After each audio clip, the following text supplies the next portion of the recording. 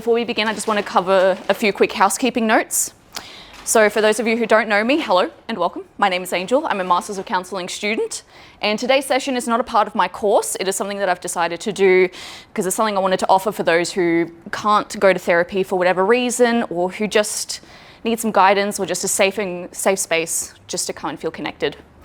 So it will be recorded for educational purposes. Only I will be in the frame, so none of your faces will be visible, and the microphone is on me, so you can't hear anything that you say either, so none of it will be in the recording anyway if you do decide to share. And lastly, we will be discussing mental health, which can sometimes bring up some strong emotions. So if at any point you do feel a bit overwhelmed, you're free to walk outside, take a breather, grab a quick drink, or just leave entirely. It's all up to you. Just tune into what you feel that you need. And of course, if at any point after the talk as well, if you want to come up and have a chat, I'm more than happy to have a chat with you guys as well. So you're always welcome for that. So let's start for today, and let's have a quick show of hands. So who here has ever told themselves that you're not good enough? Who's ever heard other greatest hits like, you'll mess this up? Or everyone else has it together? Or who do you think you are? Yeah, it sucks. And you're in the right room. And here's the first reframe I want you to hear tonight. Having an inner critic is universal. You are not broken, weak, or behind for feeling this way and for having these thoughts. Every human has an inner voice. Sometimes helpful, other times really harsh. In fact, that inner voice is part of how we think, how we plan, and how we coach ourselves. It only becomes a problem when it spirals into repetitive self-chatter. So I want you to hear this clearly. The inner critic is not the truth. It is a safety strategy. Psychologically, that voice formed to keep you from pain, rejection, humiliation, or failure. Our minds are built to prioritize threats and what's most salient. So the critic overfires like a smoke alarm that's a little bit too sensitive. And let me make this concrete. Imagine you've been invited to speak up at work, or maybe you've been invited to post something on social media. A wise inner voice might say, let's take a breather and just prepare a few points first. And that's really helpful, right? Now the critic says, if you speak up, you'll just embarrass yourself and everyone will see you as a fraud. Now these are the same brain, but a very different setting.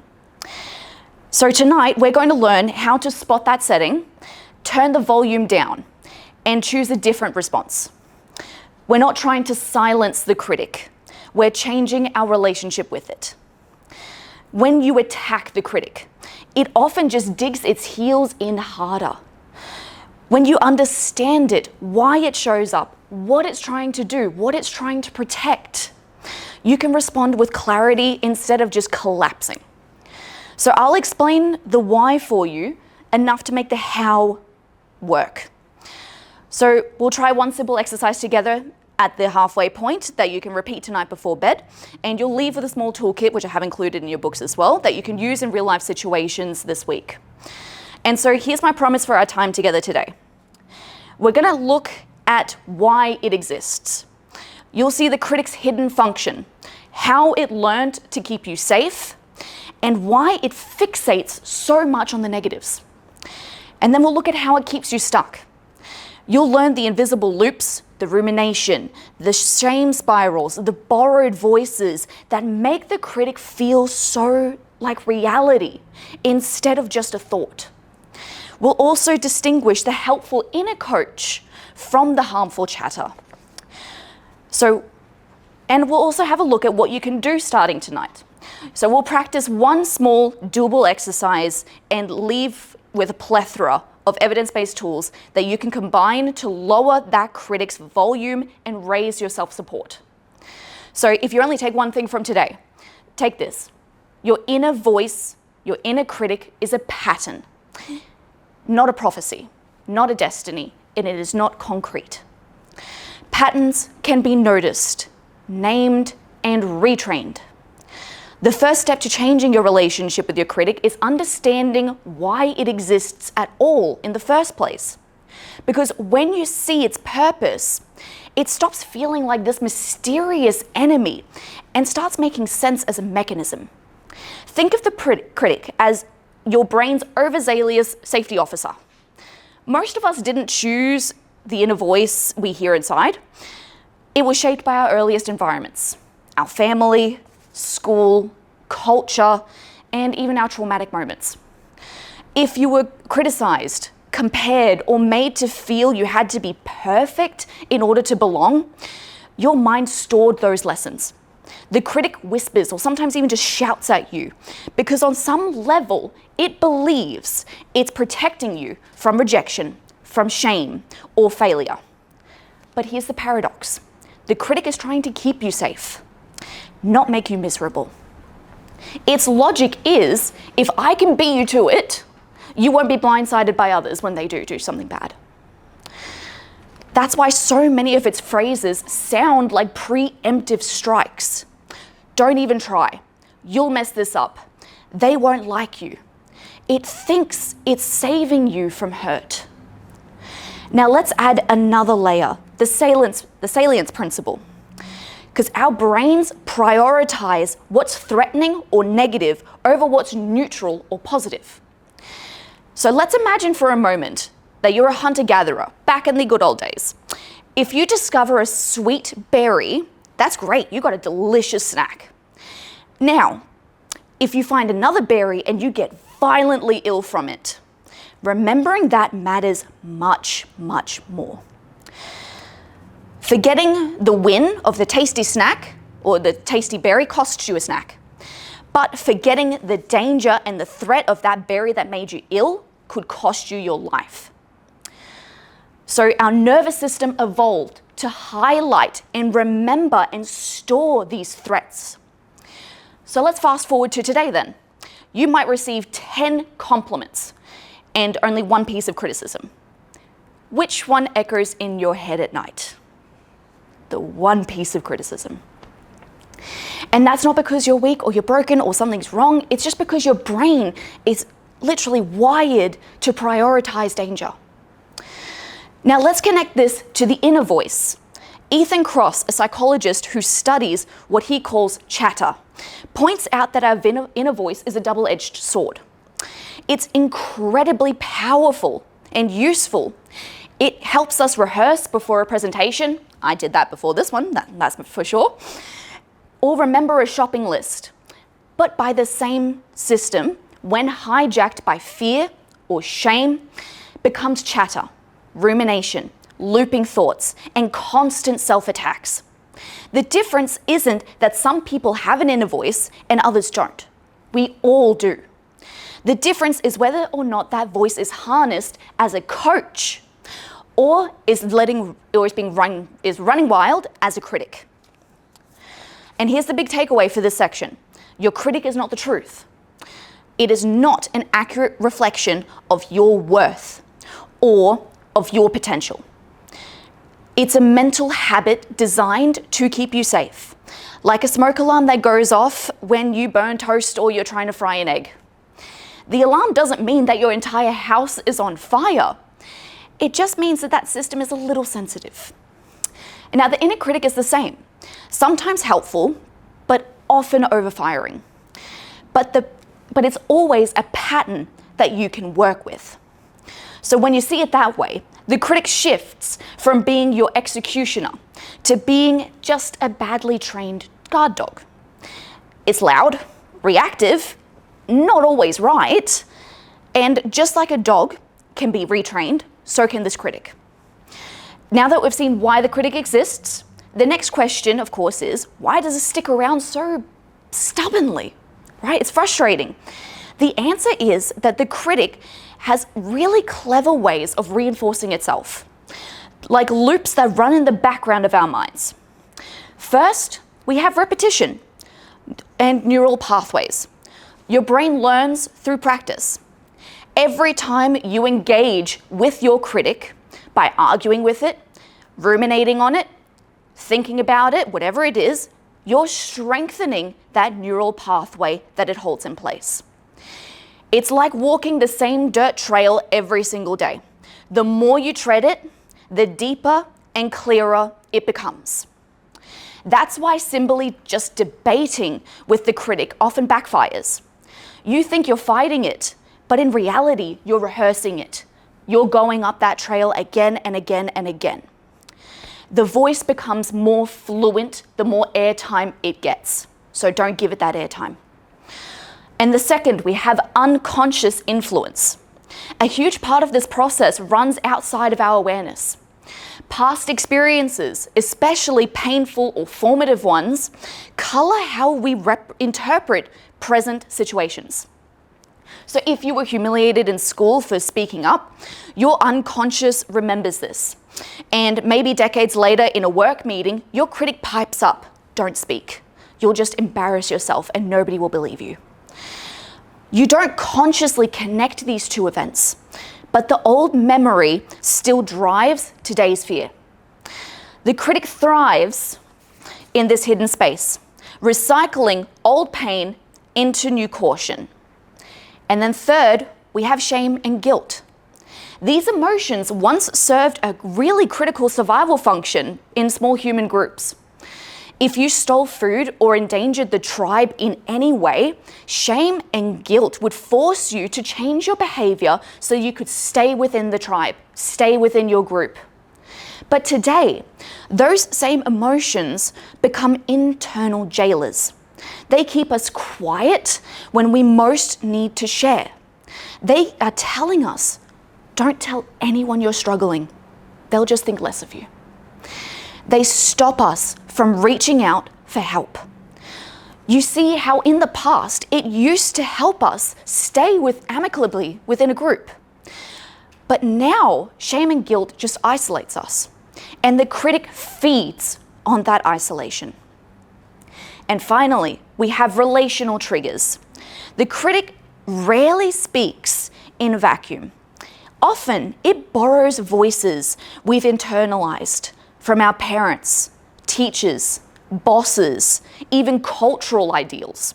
Maybe you hear your father's impatience when you make a mistake, or your teacher's sarcasm when you hesitate, or maybe society's perfectionism over your body image. The critic imitates those voices so well that it feels like your own truth. But it's not. It's an echo of those voices. Now put all of this together and you can see why the critic is so sticky. It has a 4-part strategy. It uses repetition to carve pathways. It hides in the unconscious. It locks us in with shame and guilt, and it borrows authority from the voices of others. But the good news is this: just as these mechanisms keep the critic alive, they can be reversed. New repetition builds new pathways. So bringing the unconscious into awareness breaks its grip. So replacing shame with compassion dissolves this silence. And recognizing the borrowed voices lets you separate your truth from their echoes. And this is why the critic can feel so entrenched, but also why it's absolutely possible to change your relationship with it. We've seen why the critic exists now, how it keeps itself alive. So now let's move on to the most important part, what you can actually do about it. Because in counselling, the aim is not to erase the critic, but to change your relationship with it. So it no longer dictates your self-worth or limits your behavior. I'll share 4 practical categories of tools. Each is evidence-based, simple enough to start today, and flexible so that you can adapt them to your own life anytime. So the first technique we have is distancing. Because sometimes the critic feels so overwhelming because it speaks in first person. It says, "I'm useless, I'll fail, I'll never figure this out, I can't do this." That's why the thoughts feel like they're fused with your identity. Research shows that creating just even a small psychological distance reduces their intensity. So one thing you can try is using your name or you. So instead of saying, "I can't do this," Try instead, Angel, you've got this. You've done this something similar before. You just need to figure out how to do X. After you do X, figure out Z, and then that's it. You've got this, Angel, right? That puts distance. This subtle shift engages a different part of the brain and lowers emotional charge. So you can think of it like stepping outside of yourself just a moment and offering advice that you would for a friend. And another way you can do it is with mental time travel. So when the critic starts yelling at you, how could this possibly get any worse right now? You can ask, how will this really look tomorrow? A year from now? Almost always, the urgency shrinks. You're giving your brain perspective. Both of these create breathing room. They don't silence the critic, but they stop you from being swallowed by it. And then next, we have externalization. Another powerful method is to treat the critic as a separate character. So instead of, I'm a failure, you can reframe it as, the critic is saying right now that I'll fail. Then you can ask, whose voice is this? Do I want to listen? Most people discover the critic sounds suspiciously like a parent, teacher, or a cultural standard that they've internalized. Once you see that, you can choose whether that voice deserves authority in your life. This is the heart of externalization. The critic is a voice you have, not who you are. And then we have third, expressive writing. Because sometimes the critic is sticky because it keeps looping without structure. In our minds, the thoughts can just spin, overlap, conjoin, collide. It's just a mess sometimes. But once we write them down, structure is automatically imposed. That's why expressive writing is so effective. Research shows that just journaling just 15 minutes and just letting your thoughts out without filtering, without thinking about it, without censoring, reduces the sting and the bite of negative self-talk. So you don't have to craft some beautiful essay or a beautiful prose. The fact of, simply the act of putting words on paper forces your brain to slow down, to organize, and to gain perspective. So you can think of it as downloading the mental storm onto the page. You can even close, if you want, by writing a compassionate response back to yourself, as if you were your own counselor, best friend, or parent. And then we have number 4, relational strategies. Because the critic, as I said before, it loves isolation. Because it's telling you, don't tell anyone, because they'll think less of you. But safe, intentional sharing shrinks its power. The key is to share with people who listen without spiraling you. Psychologists call it avoiding co-rumination, when two people just dwell endlessly on the same problem and make each other feel worse. Instead, you got to aim for connection, not spirals. So you can say to that person, hey, I'm really noticing my critic is loud today, and invite them for support and perspective. Even just these brief check-ins with a trusted friend, counselor, or parent can provide reality checks and remind you that the critic's voice is not the only voice. So we have, pulling that all together, the 4 categories: distancing to create space, externalization to separate identity from critic, expressive writing to impose structure on that chaos, and relational strategies to counter isolation with safe connection. Now, none of these tools are magic bullets, but combined, they form a toolbox. The goal is not to eliminate the critic, but to retrain your relationship with it. So it no longer runs your life from the shadows, but becomes just one voice of many, a voice that you can listen to or you can ignore. So we've talked about where the critic comes from, why it sticks, and the tools you can use. Now let's experience one of those tools together. Because real change doesn't happen just by learning. It happens when you feel the shift in the moment in your body. So if you want, grab a pen and paper, if you haven't already, or you can even use your phone if you just want to write a note on your phone. Either way works, and I'll guide you through these simple steps.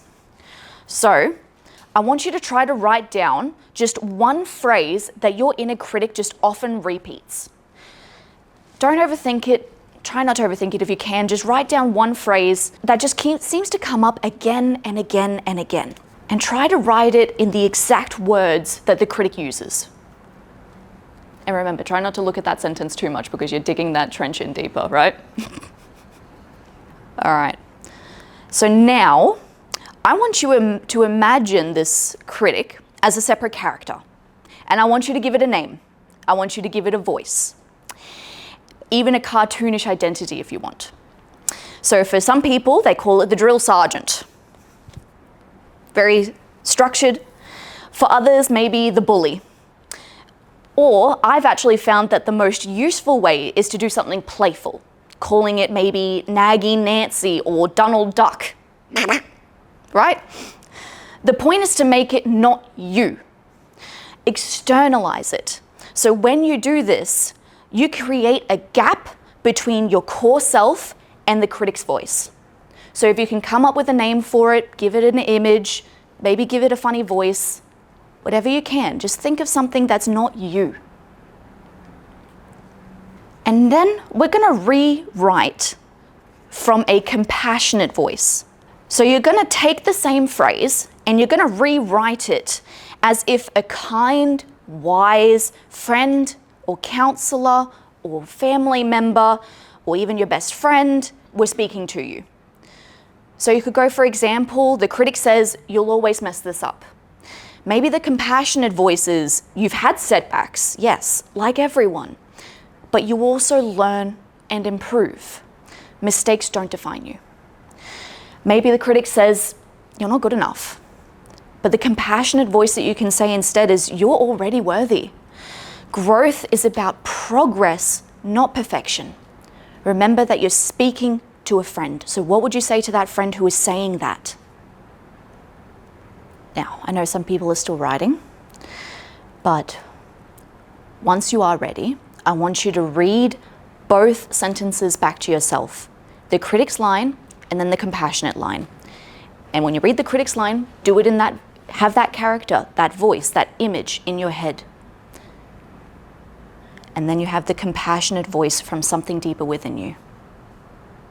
Read them both back to yourself. Notice how the emotional charge shifts. The critic tightens the chest, narrows your perspective, and narrows your options. But a compassionate voice, it softens, it expands, and it makes movement possible again. And this is the power of naming and reframing. Once the critic is recognized as a character, rather than your essence of who you are, you regain your choice. You can decide whose voice you give weight to. And over time, practicing this shift rewires those pathways. That pathway that you had entrenched, you can build a new pathway, and that one will slowly overgrow with grass again. The compassionate voice gets stronger, and that critic will get weaker. And so here's the key takeaway from this exercise. You are not the voice in your head. You are the one who chooses how to respond to it. So we've reached an important moment, and this is tying it all together. Because the goal is not to silence the critic forever. It's very unrealistic to think that. And actually you don't want to, because as I said, it's very useful. It helps coach and plan. But remember, the critic is a safety mechanism. It emerges to protect you from pain, rejection, shame, and anything else. Its intention is protective, even if its delivery is quite harsh. What is possible and powerful is to change your relationship with it. And that means three things. So it means recognizing it as a safety mechanism. You've got to acknowledge it. So when the critic speaks up, instead of just believing it blindly or just getting frustrated and angry with it, you can just say, "Oh, hold up. Okay. That's my mind trying to keep me safe. Got it. I've got that." Just that recognition, that tiny moment of acknowledgement loosens its grip. It's not as strong anymore. You can also intervene with structure and compassion. So using the tools, distancing language, externalization, writing, sharing, safe sharing.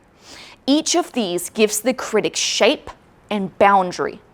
You're no longer inside of it. You're stepping outside and choosing how to respond. And then thirdly is creating space for self-supportive voices. Because when the critic is not running the show, other voices can finally emerge. Voices of patience, encouragement, excitement. These voices are just as real, but they need space in order to be heard. So you can think of it like training your body. No single exercise makes you fit or an athlete. You don't do one push-up and call it a day, that's it. You're officially an athlete, go to the Olympics, right? You do a combination of different exercises, maybe some strength, maybe some cardio, maybe some flexibility, because all together they build resilience. And so the same principle applies here. No single tool is the answer, but using a variety, maybe journaling one day, externalizing another, maybe talking with a trusted friend another day. Gradually, that builds a more resilient inner world.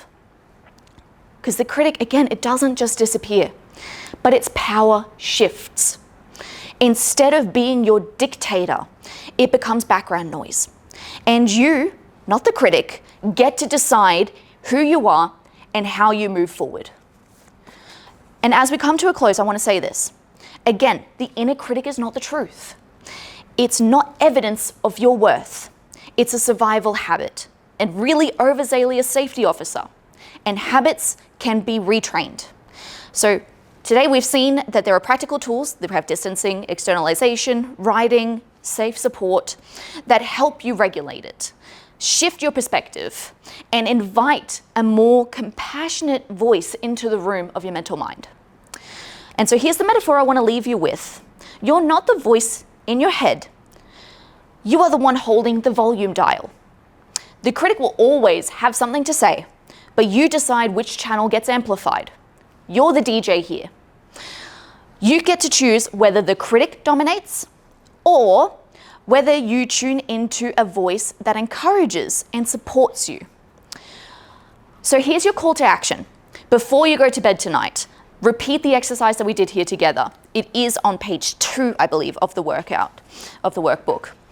So you just write down one line from your critic, give it a name, and rewrite it from the perspective of your counsellor, from a compassionate voice, whoever that is, your counsellor, your best friend, or your parents. And notice the shift in your body. That's also important, is sitting there afterwards and noticing the shift within your body. And your emotions when you read the two side by side. That small practice is how change begins, just one reframe at a time. So if you remember nothing else from today, just remember that your critic may be loud, but you are louder. And you always have the power to choose which voice is leading you forward. The critic is not a diagnosis. It is not a life sentence. It is a process. It's chatter and a pattern your mind falls into. And like a pattern, it can be understood, reshaped, reworked, so you can actually work with it. And here's the truth. You can't silence the critic, and you can't just rip it out like a weed and expect it to never grow back. That's not how the human mind works, unfortunately. The critic is woven into the fabric of our psychology. But you don't have to let it drive your life. You can't always control when it speaks, but you can decide how you respond. You get to decide the relationship you have with it. You can think of it like having a noisy neighbor. They may shout from across the fence, and you can't stop them from existing, which is very unfortunate if they're yelling at you, but you can turn down the volume. You can decide to close your windows, close your doors, turn on some good music, invite good people into your home, and refuse to let their voice, their noise, define your peace. Refuse to let the critic's noise define your peace. And here's the most important thing. There isn't one single fix. People often come to counselling or anything like this because they want the technique, the magic bullet. But research shows something really powerful. People rarely use just one tool. Usually success comes on average when they use 3 or 4. A whole toolkit. That's how regulation really works.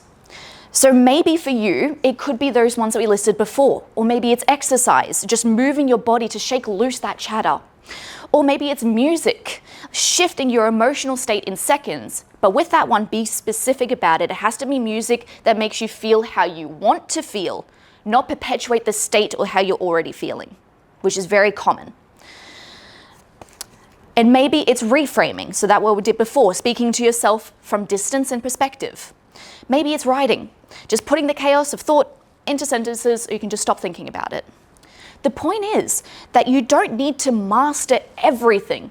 You just need a toolkit, a set of practices that you can reach for in different moments, whatever context you're in. Like training different muscles, each tool works a different part of your mental system. And over time, those small, repeated shifts add up to real transformation. So let's be clear. The critic may always whisper and say something to you, but it does not get the final word. That belongs to you. And the one who chooses which voice to strengthen, which tools to use, and which story to live is you. So let's circle back to where we began. That voice in your head, the one that's just whispering that you're not good enough, it's powerful. Don't get me wrong. It can shrink your world and it can make you feel really small. But the truth is that we've uncovered today is that so is your ability to guide it. The critic is a process, and processes can be shifted. So here's my challenge for you. For the next 7 days, you can just pick one tool if that's easier for you. And maybe it's distancing, speaking to yourself in second person. Maybe it's the temporal shift, asking how will I feel about this tomorrow or a year from now. Maybe it's reframing, rewriting the critic's words from a compassionate voice. Just pick one and apply it once a day. And that's it. Because change doesn't come from information alone. It comes from practice, from repetition, from proving to yourself that you are not helpless, which you absolutely are not. So let me leave you with this. You are not the voice in your head. You are the one who chooses how to respond to it. That's your power, and that's your freedom. And that's the beginning of a life guided not by chatter, but by choice. So you'll find on your handout a link that links to a free guided breathwork audio that I've created for you guys. You can use it any time that you feel like your inner critic is just screaming at you and you just really want it to stop. It's my gift to you guys for coming today. So if this resonated, you're welcome to stay connected. I will be running regular monthly sessions like this, and I'd love to keep supporting your guys' growth. So thank you so much for bringing your honesty and your heart here today. Thank you so much, guys.